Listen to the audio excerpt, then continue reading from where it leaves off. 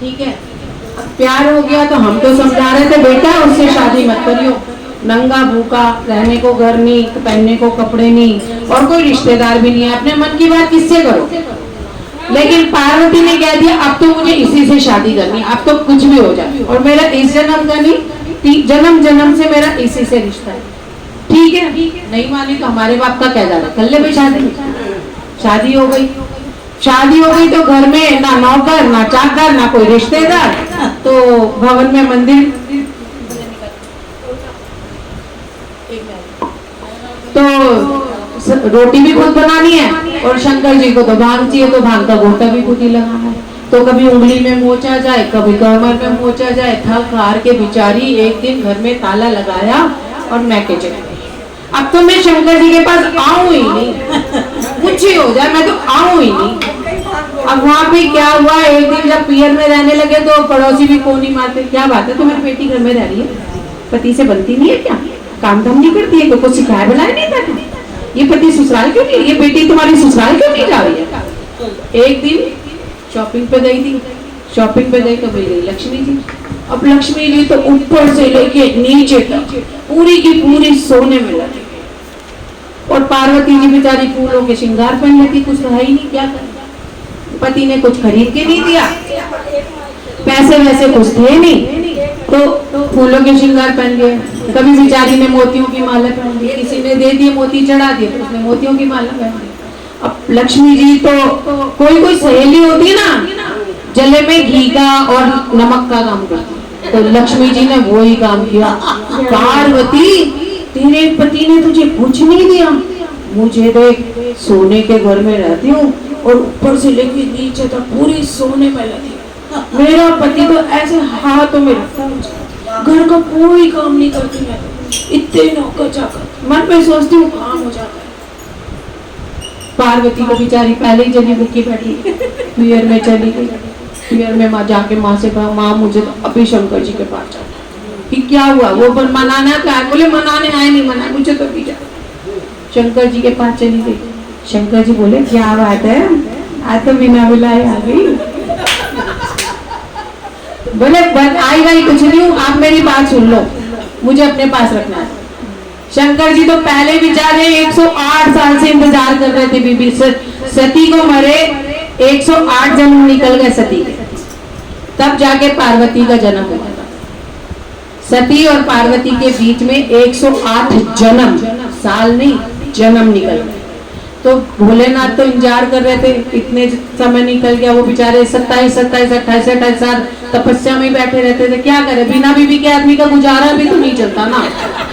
तो अब पार्वती ने कहा सुन लो, तो भोलेनाथ ने भी कहा भाई सुना ले अपनी मन की, अब तो तू जो कहेगी मैं करूंगा, और जब भी यही होता था और आज भी यही हो रहा है। तो पार्वती ने क्या कहा, एक महल बनवा दो भोले, अब पर्वत पर मुझे कुछ ज्यादा नहीं चाहिए, बस एक घर बनवा दो। क्यों कि मुझे लक्ष्मी ने ना ताना मारा है, तेरे पति के पास कुछ नहीं है, ना खाने को है, ना पीने को है, ना कपड़े पहनने को है, ना रहने को घर है, मेरा पति मुझे इतने सोने में लाद के, तो बस मुझे एक घर बनवा दो, और ऐसा घर बनवा के देना जो भी देखे यही कहे भाई क्या कहना, भाई क्या कहना, जो भी देखे यही कहे भाई क्या कहना, भाई क्या कहना।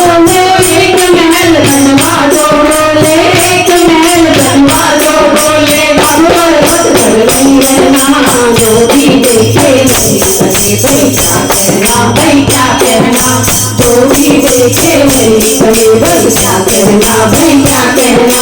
ओम नमः शिवाय, ओम नमः शिवाय, ओम नमः शिवाय, ओम नमः शिवाय। अपने मन की पार्वती के मन की सुन ली।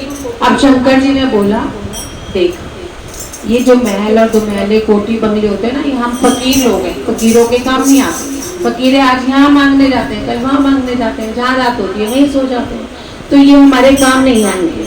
कोठी बंगले महल दुमहले ये सब ठाट अमीरों के, ये सारे सुख के साधन आए काम फकीरों के। कोठी बंगले महल दुमहले ये सब ठाट मैं अभी भी समझा रहा हूँ, ये जितने घर बार बनवाने को तू जिद कर रही है, लक्ष्मी जी के होड़ लगा ली, ये हमारे काम नहीं आएंगे। तू चाहे तो जितना मर जाए उतने तोले का नहीं, किलो का सोने का हार बनवा, निशान ज्वेलर्स में चली जा और उनसे जितने मर्जी है। मेरे बेटे का नाम निशांत है, हमारी निशान ज्वेलर्स की शॉप। तो इसलिए जितने तोले का नहीं कह रहा, किलो के हिसाब से तू वहां पे हार बनवा ले, और ऐसा हार बनवाइयो जो भी देखे यही कहे भाई क्या कहना, भाई क्या कहना, जो भी देखे यही कहे भाई क्या कहना, भाई क्या कहना। एक महल बनवा दो, एक महल बनवा दो, आप पर्वत पर नहीं रहना, जो भी देखे यही कहे भाई क्या कहना, भाई क्या कहना, जो भी देखे यही कहे भाई क्या कहना, भाई क्या कहना। ओम नमः शिवाय, ओम नमः शिवाय, बोलो बोलो ओम नमः शिवाय, ओम नमः शिवाय। उस जमाने से ये रीत चली आ रही है कि पत्नी के आगे पति की नहीं जलती। ये आज की नई बात नहीं है, ये उस समय से अब तक चली आ रही है। पार्वती को कितना समझा लिया, महल दो महले छोड़, सोना चांदी ले ले, कपड़े अच्छे से अच्छे दिलवा लाता हूँ, बढ़िया से बढ़िया दिलवा लाऊंगा, लेकिन पार्वती जी नहीं मानी। तो पार्वती जी की नहीं मानी तो शंकर जी ने विश्वकर्मा जी को बुलाया। विश्वकर्मा जी को आज्ञा दी, विश्वकर्मा जी वास्तु के हिसाब से सारे रीति रिवाज देखते हुए, सारे ग्रह नक्षत्र देखते हुए एक घर बना के दो, और पूरा का पूरा सोने का होना चाहिए। तो उन्होंने सोने का घर बनाया, और घर बनाया तो कैसे बनाया, जो भी देखे वही करे भाई क्या करना, भाई क्या करना, जो भी देखे वही करे भाई क्या करना, भाई क्या करना। एक महल बनवा दो, एक महल बनवा दो, बोले अब पर्वत पर नहीं रहना, जो भी देखे वही करे भाई क्या करना, भाई क्या करना, जो भी देखे वही करे भाई क्या करना, भाई क्या करना। ओम नमः शिवाय, ओम नमः शिवाय, बोलो ओम नमः शिवाय, ओम नमः शिवाय। घर बनकर तैयार हो गया, पूरा का पूरा सोने का घर। जब कोई इच्छा, दिली इच्छा पूरी होती है, बहुत पूरा मन्नतों के बाद कोई मन्नत मानी जाती है, तो हम सोचते हैं अच्छे से अच्छा करें, चाहे 2 दिन रुक के घर ले, गृह प्रवेश बढ़िया होना चाहिए। जब इतना सुंदर घर बना है तो कम से कम दुनिया को पता तो चले मेरे पति ने कैसा घर बना के दिया मुझे। उस लक्ष्मी को भी तो नीचे दिखाना ना, जो मुझे कह रही थी मुझे ऐसे रखते हैं, ऐसे हाथों में रखते हैं पति। तो गृह प्रवेश बढ़िया होना चाहिए।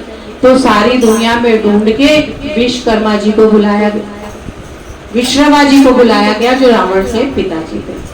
और विश्वकर्मा जी क्या हुआ, जब छोटे छोटे जगह होती थी, दूर दूर जाना होता था, तो विश्वकर्मा जी ने अपनी पत्नी को साथ, तू भी चल यहाँ बैठ के क्या करेगी, सोने का घर बना, कैसे थोड़ी सी पत्ती वत्ती तोड़ लेंगे, कुछ क्या पता तुझे भी उस साड़ी में सोने का पत्ती वत्ती रख के दे, तो उनको साथ ले रहा। अब पार्वती तो बड़ी खुश, बहुत अच्छे से सारी दुनिया में सारे देवताओं को बुलाया, अच्छे अच्छे लोगों को बुलाया, उसका हवन कराया गया, गृह प्रवेश कराया गया।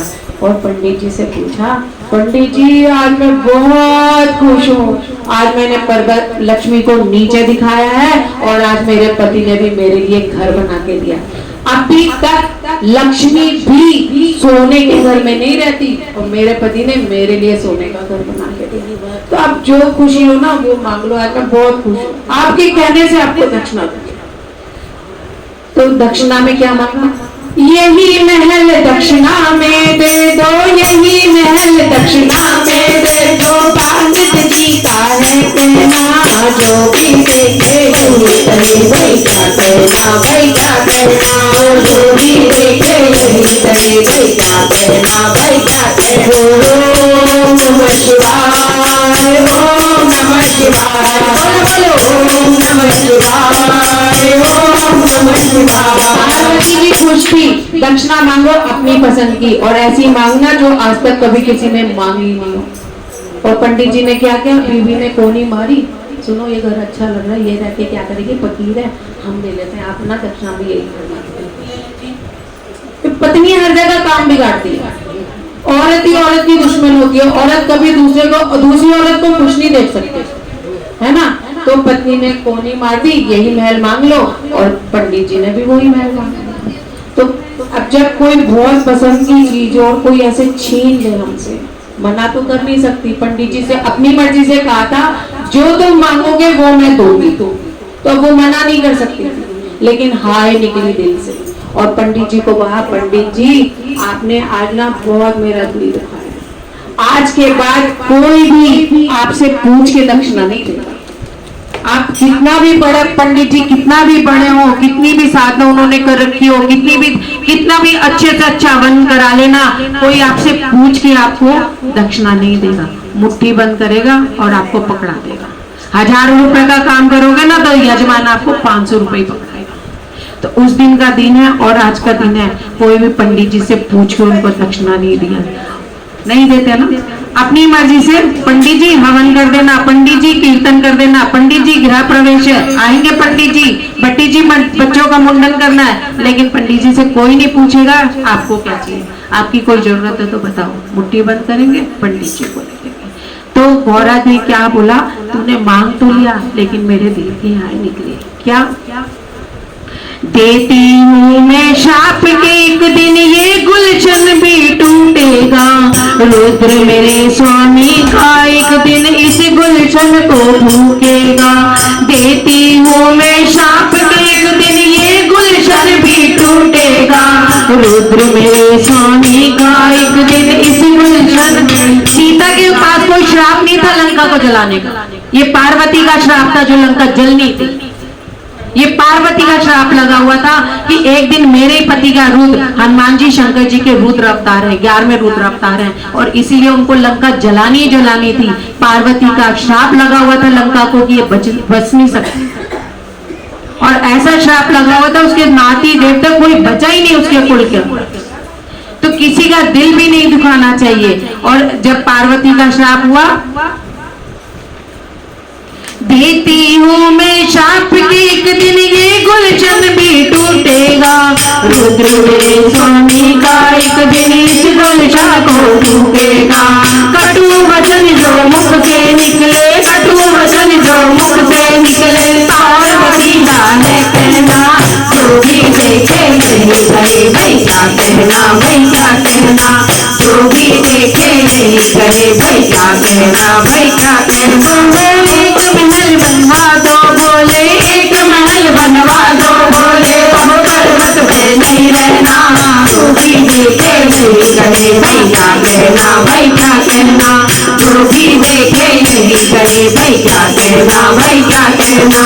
ओम नमः शिवाय, ओम नमः शिवाय, ओम नमः शिवाय, ओम नमः शिवाय, ओम नमः शिवाय, ओम नमः शिवाय, ओम नमः शिवाय,